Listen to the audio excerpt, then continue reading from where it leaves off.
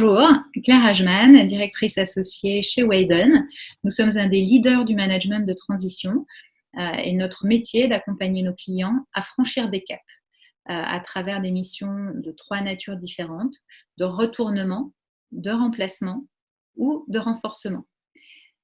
Aujourd'hui, au-delà de la crise sanitaire, nous croyons à l'avenir et c'est pour cette raison que nous avons choisi de nous impliquer et de nous engager à œuvrer dans le sens du développement durable. Nous sommes très fiers aujourd'hui d'être la première société de management de transition à avoir obtenu une labellisation RSE. Et cela montre une volonté forte chez Wayden de s'intégrer dans ce mouvement grandissant. Il est clair aujourd'hui que c'est un enjeu pour les années à venir, les 20 années à venir, pour nos enfants, pour les générations futures. Il est extrêmement important que toutes les entreprises prennent à bras le corps le sujet du développement durable. On voit une prise de conscience générale, générationnelle. L'ensemble des parties prenantes pousse vers une augmentation de la responsabilité de chacun et des entreprises notamment. C'est un mouvement qui est parti de l'utilisateur final, du consommateur et qui remonte toute la chaîne des entreprises. Et aujourd'hui, Wayden s'implique et s'engage. Nous avons travaillé sur ce sujet avec l'agence Lucie et je suis très contente aujourd'hui d'accueillir Pauline Richard pour présenter avec nous la démarche que nous avons suivie chez Wayden. Bonjour Pauline. Bonjour Claire, merci beaucoup pour l'invitation pour participer et présenter un peu le label Lucie et votre démarche RSE. En effet, comme vous le mentionnez, les sujets de développement durable sont aujourd'hui de plus en plus importants et pris en compte par les organisations. C'est aujourd'hui très important de développer l'organisation de façon pérenne pour prendre en compte les enjeux de la société actuelle, mais également prendre en compte les générations futures et les impacts que vont avoir nos décisions aujourd'hui sur ces générations-là. À l'agence Lucie, aujourd'hui, on voit la RSE comme l'huile dans l'engrenage entre les parties prenantes et de se dire qu'il est très important pour qu'une démarche RSE fonctionne, de comprendre ce qui est attendu de la part aussi bien de nos fournisseurs que de nos clients et des parties prenantes internes, donc des collaborateurs, pour pouvoir prendre des décisions dans ce sens et pouvoir améliorer ensemble les impacts. Donc, nous avons effectivement travaillé nos engagements avec Lucie, puisque notre labellisation est basée sur les engagements que nous avons pris. Et donc, nous sommes très heureux de vous faire partager la démarche. Nous allons vous expliquer, vous présenter d'abord Lucie, et puis les différentes étapes qui nous ont conduit à obtenir la labellisation. Donc, je vous propose, Pauline, de nous présenter Lucie pour commencer. Avec plaisir. Donc l'agence Lucie, aujourd'hui, on est une agence qui anime et développe une communauté. On a aujourd'hui plus de 800 membres de tout type, donc des organisations, des entreprises comme des associations, du public, etc., qui travaillons ensemble à développer la responsabilité sociétale des organisations et avec des labels très divers, très variés, dont le label le plus engageant qui est le label Lucie 26 000.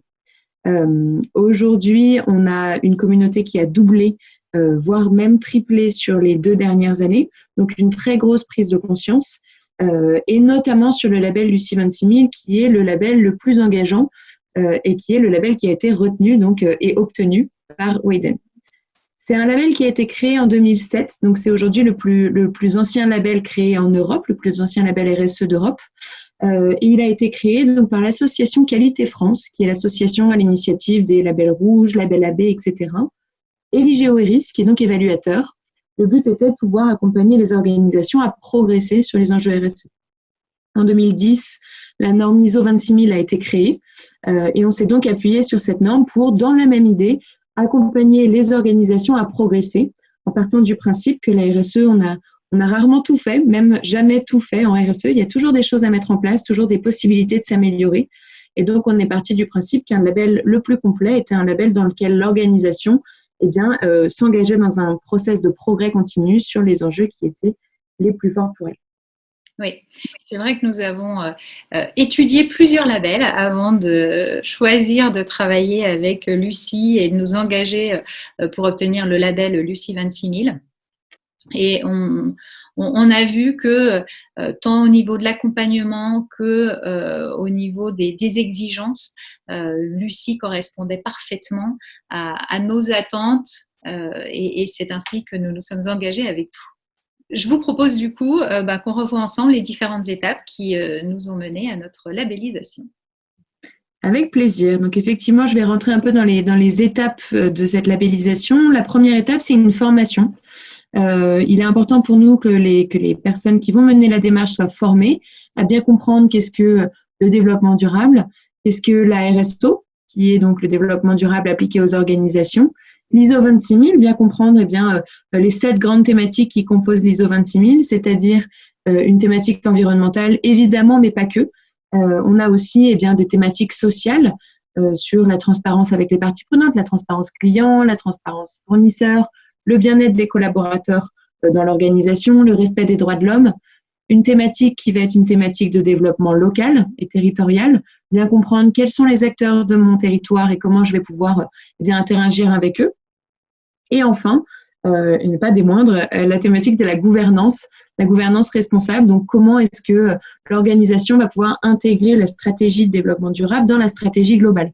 Et c'est une thématique qui est très importante également puisque elle est condition à la réussite de la mise en place d'une démarche. Donc, ces 2 jours de formation, ils permettent de bien comprendre le référentiel et également comment va pouvoir se mener l'étape d'après, qui est une auto-évaluation. L'auto-évaluation, donc on donne des codes d'accès à la plateforme Lucie Online. Donc, l'organisation a ses codes d'accès, Wayden a eu ses codes d'accès pour accéder à la plateforme.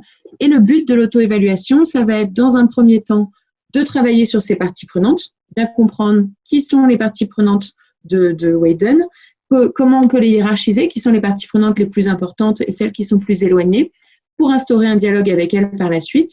Et enfin, travailler sur les principes d'action, donc les thématiques, les sous-thématiques.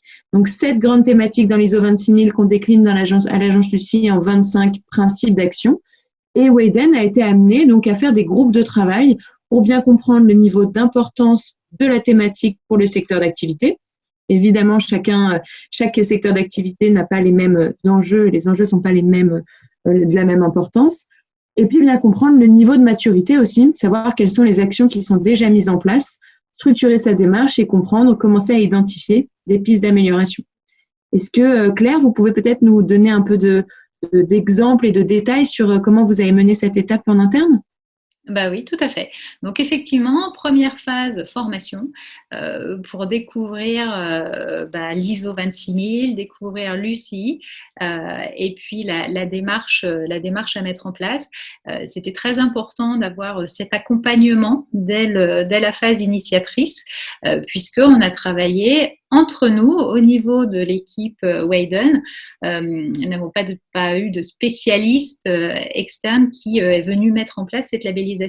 Donc, c'est vraiment un travail d'équipe avec une implication et une démarche collective qui a été mise en place au niveau de l'entreprise. Donc, grâce à cette formation, on était d'attaque pour lancer les travaux. Donc, la mise en place de groupes de travail qui ont intégré tous les salariés. Donc, ça a été structurant, intéressant et extrêmement motivant.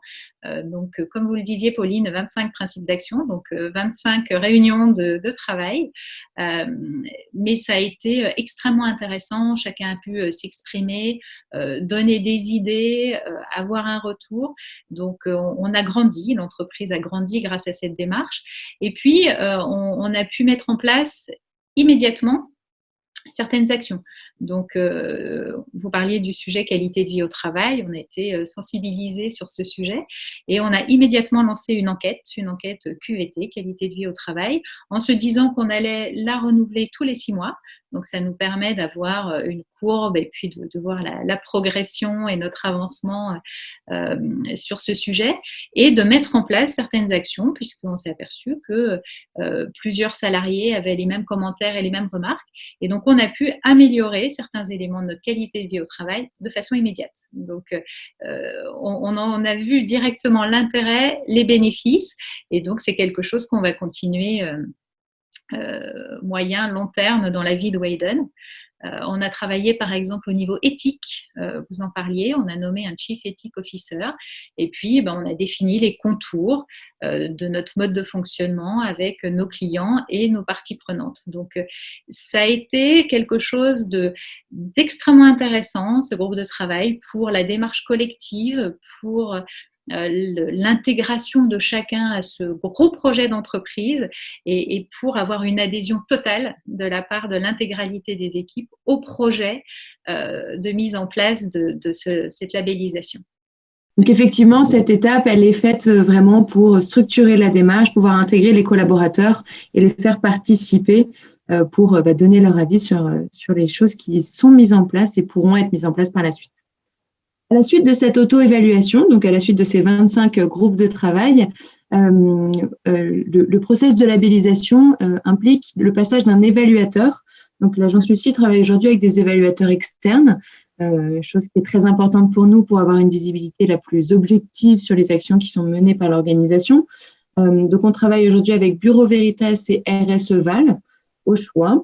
Et l'évaluateur va donc venir sur site pour interroger un panel représentatif des collaborateurs ou un panel très représentatif, beaucoup de collaborateurs en interne et des parties prenantes externes pour vraiment avoir la visibilité 360 des actions qui sont menées par l'organisation et pouvoir valider ou compléter ce qui aura été mené dans l'auto-évaluation pour que l'organisation ait une visibilité vraiment 360 des actions qui sont menées et qui pourraient être menées. Le but étant également de proposer des pistes d'amélioration en fonction de ce qui sera observé.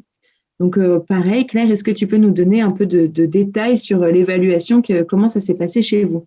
Oui, ça s'est très bien passé. Effectivement, on a beaucoup apprécié le fait d'avoir un évaluateur extérieur parce que finalement, on s'est senti accompagné et par Lucie et par RSE Val puisque c'est avec eux que nous avons travaillé.